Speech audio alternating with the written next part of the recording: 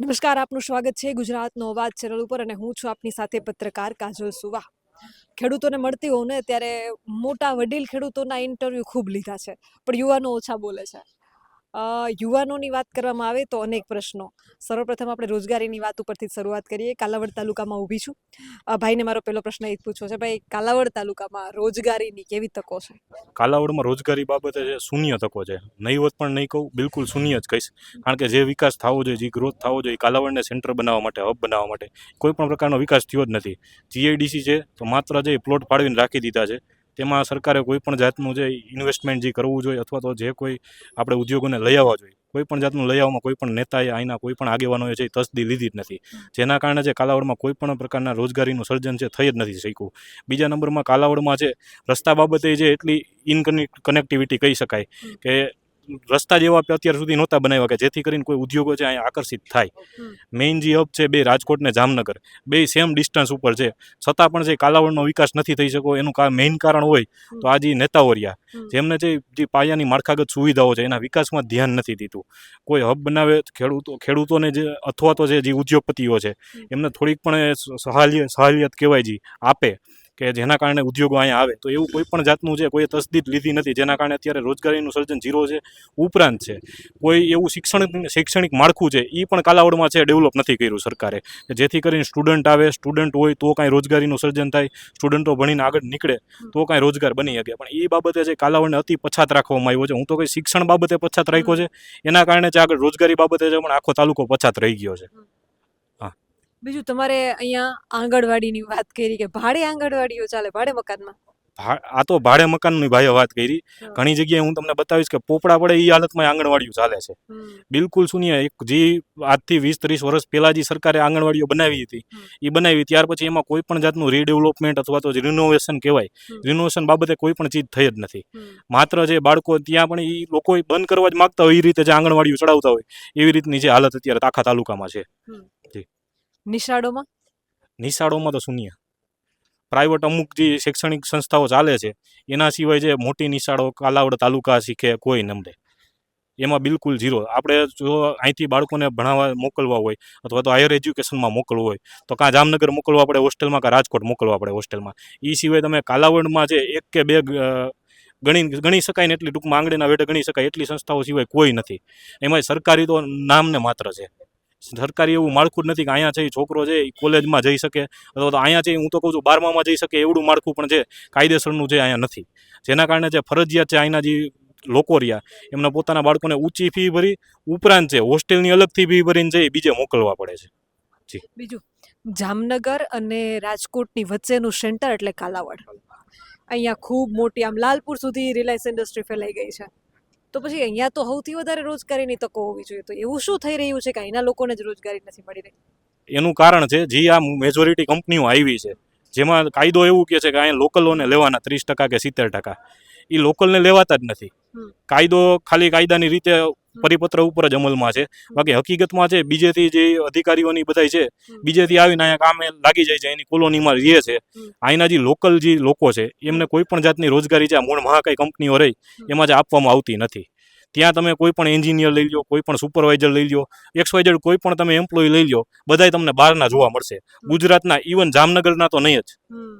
તમને ગાંધીનગર, અમદાવાદના એ થોડાક 2 થી 3%, બાકી મોટા ભાગનું જે આખું મેજોરિટી એમ્પ્લોયમેન્ટ છે એ તમામ બહારથી ઇમ્પોર્ટ કરે છે. તો અહીંના છોકરાઓ છે એના ફાળે છે કાંઈ આવતું જ નથી, એના ભાગમાં છે કોઈ પણ વસ્તુ આવતી જ નથી. જેના કારણે જે અહીંના છોકરાઓ, મેઇન તો કહેવાય લગ્ન, એ અહીંયા કોઈ રીતનું એમ્પ્લોયમેન્ટ જ નથી તો છોકરાઓ ભણશે કેવી રીતે સૌથી મોટો સવાલ છે.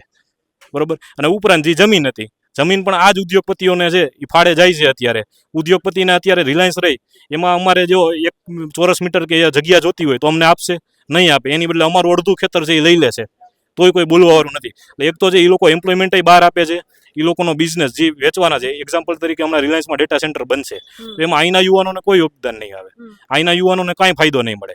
એ બધું તો બહારના એક્સપોર્ટ જ થવાનું છે. ફેસબુકની કંપની છે વૈશ્વિક લેવલની કંપની છે, એનાથી અહીંના લોકલ જે ઉદ્યોગ જે લોકલ જે છોકરાઓ રહ્યા, લોકલ જે યુવાનો રહ્યા એમને કોઈ પણ પ્રકારનો ફાયદો મળતો નથી. હકીકતમાં તો એવું છે કે 70% લોકો છે અહીંના જ લોકો, અને એ ફરજિયાત જામનગરના, કારણ કે જામનગરના ખેડૂતોની જમીન છે એ રિલાયન્સમાં ગઈ છે તો જામનગરના ખેડૂતોના દીકરા રહ્યા એમને પેલો ચાન્સ હોવો જોઈએ રિલાયન્સમાં નોકરી કરવાનો. એની બદલે એ બધું તો બહારથી આવે છે.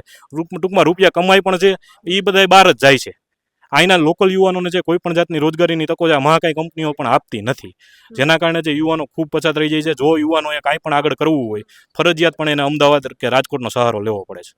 બીજું કે એટલું બધું યુવાનો આપણે જોઈએ છે અત્યારે એવો ટ્રેન્ડ સરકારી નોકરીનો જોવા મળે છે કે દરેક ઘરમાંથી એક બાળક તો સરકારી નોકરીની તૈયારી કરતો જ હોય છે. ચાલો એ પણ સારું છે કે શિક્ષણ આવે છે, નોલેજ મળે છે, પણ પાછા પેપર ફૂટી જાય છે તો યુવાનોને શું કરવાનું? પેપર ફૂટી જાય છે એ બાબતે આ સરકાર એટલી ઓલી છે ને, એનું તમે ઉદાહરણ અત્યારે દિલ્હીમાં જંતર મંતર ઉપર આપણે સોનમ વાંગચુકજી છે એ બેસ્ટ ઉદાહરણ છે. આટલા દિવસ ત્યાં ભૂખ હડતાલ પર છે, છતાં પણ જે કોઈ અવાજ સાંભળવાવાળું નથી. હકીકતમાં 5-6 પેપર ફૂટી જાય ને, જો નાક જેવું હોય ને તો સરકારે રાજીનામું આપી દેવું જોઈએ. અત્યાર સુધીની તમામ સરકારો કરતી એવી છે. એની બદલે આ સરકાર અત્યારે એવી આવી ગઈ છે કે યુવાનોનું કોઈ સાંભળવાવાળું નથી. હું મારું જ ઉદાહરણ દઉં. હું ખુદ સરકારી ભરતીના પેપર ભરતો.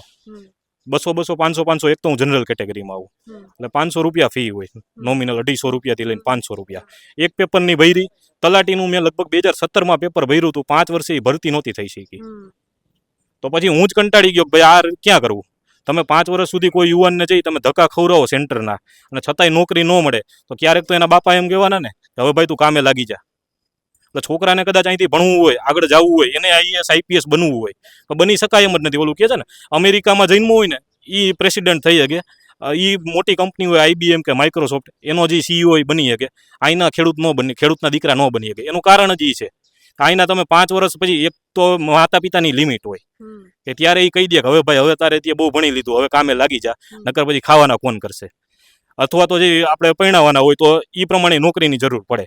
માત્ર જે તમે જે કોઈ પણ છોકરાઓ છે એને ભણતા હોય એમાં કોઈ માતા પિતાને માગું નાખજો, ખાલી છોકરો અત્યારે ભણે છે, કરવું નથી તો માગું છે એ ના પાડી દેશે કે નથી કરવું.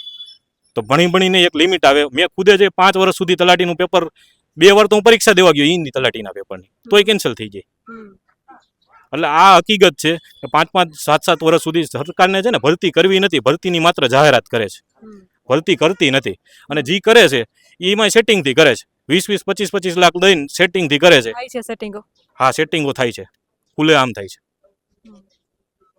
કારણ કે ઘણા યુવરાજસિંહ આપણા જે એક નેતા છે, ઘણી વાર એને બહાર પાડ્યું છે અહીંયા આ ભરતીમાં આ રીતે સેટિંગ થયું, તો એ એક ભરતીનું ખાલી બહાર આવ્યું છે, એવી 10 ભરતીનું બીજું સેટિંગ થઈ જાય છે, જેના કારણે યુવાન છે ને નાસીપાસ થઈ જાય. એ પછી આગળ ભણવાનું માંડી વારે. મેં ખુદ જ માંડી વાર્યું હવે સરકારી નોકરી ન કરે, આના કરતાં રાજકારણમાં ચડી જવાય, કાંઈક તો થશે આ બધાને જોઈને.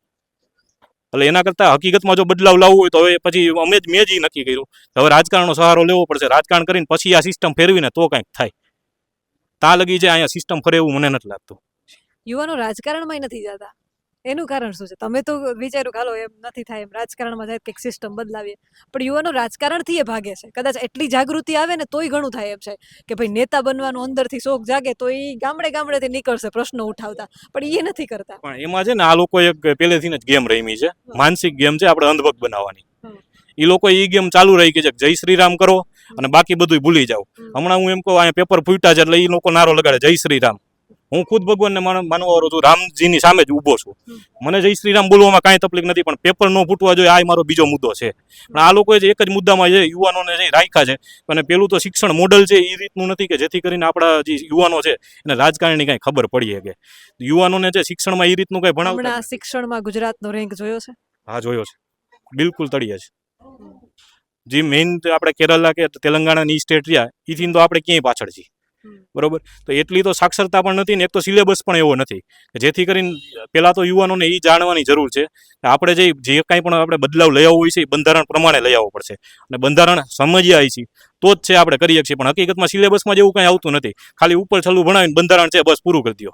હકીકતમાં જો કાયદા હરખી રીતે ભણાવે ને તો આ બધાના છે એ ઘર ભેગા કરી દે અભણ નેતાઓને. પણ એવું કાંઈ નથી. અહીંયા માત્ર એક જ આપણે રાજકારણ આ લોકોએ હલાવ્યું છે, પહેલેથી મગજમાં નાખી દીધું છે માનસિકતા.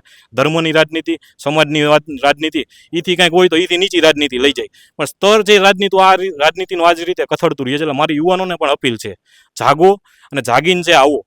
અને એ પણ નહીં અંધભક્ત બનીને નહીં, એક દેશને જે આગળ લઈ જવાનો જે હકીકતનો વિકાસ કહેવાય ને એ વિકાસ કરીને જે આપણે દેખાડવાનો છે. એના માટે તમામ યુવાનો હવે જો આ રીતે શિક્ષણ ન ભરે ને તો રાજકારણમાં આવી અને શૈક્ષણિક જે સંસ્થાઓ છે એને ફેરવો, સારી સ્કૂલો બનશે, સરકારી સ્કૂલો બનશે તો જે આપણા છોકરાઓ છે આગળ જઈ અને સરખું ભણી શકશે. બીજું કે તમે ગવર્મેન્ટ એક્ઝામની પ્રિપરેશન કરી છે, કેટલા વર્ષ કરી અને કેટલા એક્ઝામના ફોર્મ ભર્યા, અને ખાસ હવે હું જે ભાર આપવા માંગુ છું જે લાઈન ઉપર, ફોર્મ ભરવાની ફી કેટલી હતી અને એક ભરતીમાં કેટલા ફોર્મ ભરાતા? સિમ્પલ વાત કરું, આ એક્ઝામ્પલ મેં હમણાં તમને તલાટીનો જોયું. મેં અત્યાર સુધીમાં 15 થી 17 જેટલી ભરતીના ફોર્મ ભર્યા છે. મિનિમમ ફી 250 રૂપિયાથી ચાલુ થતી, 500 રૂપિયા પણ હોય, 1000 રૂપિયા સુધી પણ જાતી. અને એમાંય તમે અહીંથી આવવા જવાનો ખર્ચો લેખો ને તો એક ફોર્મમાં એટલો થાય. તમે માત્ર ખાલી 500 રૂપિયા ફી ભર્યા ન થાય. તમારું સેન્ટર છે ને બીજા જિલ્લામાં હોય, ત્યાં આવવા જવાના પાછા 1000-1500 રૂપિયા બીજા લાગી જાય, રહેવા જમવાના અલગ. ઉપરાંત જે મેં તમને કહું 2017માં ભર્યું હતું એનું 2 વાર પેપરની જે તારીખો જાહેર થઈ હતી, 2 વાર તારીખ જાહેર થઈ તો પણ જે હજી સુધીમાં એનું પેપર કમ્પ્લીટ નહોતું થયું.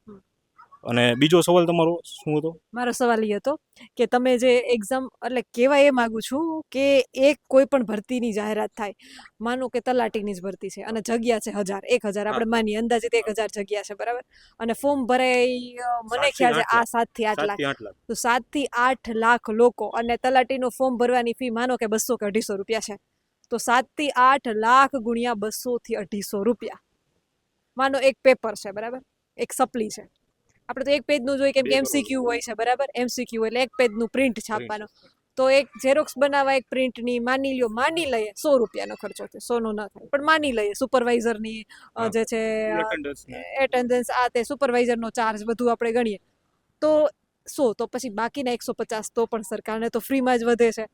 તો 7-8 લાખ ઉમેદવારો ગુણ્યા 250 રૂપિયા, તો એક ભરતીના ખાલી પૈસા કેવડા થાય છે ફોર્મ ભરવાના ખાલી 2-2.5 કરોડ રૂપિયા થાય છે. એટલો તો પગાર પણ ન ચૂકવવાનો હોય. તલાટીની પરીક્ષા રહી કે એક આખો વ્યવસાય બની ગયો? એક આખો વ્યવસાય થઈ ગયો છે પૈસા બનાવવાનો.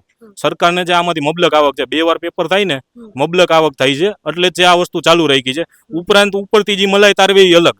ધારો કે મેં તલાટીનું પેપર ભર્યું ત્યારે 1900 રૂપિયા કંઈક પે હાલતું, 5 વર્ષ સુધી જે નોકરી કરવાનો છે એ માણસ 1900 રૂપિયામાં જ નોકરી કરવાનો છે, તો પણ જે ત્યારે એ રીતે સેટલમેન્ટ હાલતું 20 થી 25 લાખ રૂપિયા લોકો આપવાય તૈયાર હતા. આ વખતે અધિકારીઓને સરકારને વધારાની થાય છે. આપણે ખાસ જાણ્યું કે યુવાનોના પ્રશ્નો શિક્ષણને લઈને, અને હવે ટૂંક સમયમાં મારું ધ્યાન જે છે યુવાનોના જે શિક્ષણને લઈને પ્રશ્નો છે, સરકારી ભરતીને લઈને પ્રશ્નો છે, એના વિશે આપણે ટૂંક સમયમાં અનેક પ્રશ્નો ઉઠાવશું. આના વિશે તમારું શું કહેવું છે? તમારા મંતવ્ય કમેન્ટ કરીને જરૂરથી જણાવજો. કેમેરામેન રાજ પરમાર સાથે હું પત્રકાર કાજલ સુવા. આપ જોઈ રહ્યા હતા ગુજરાતનો અવાજ, કાલાવડ.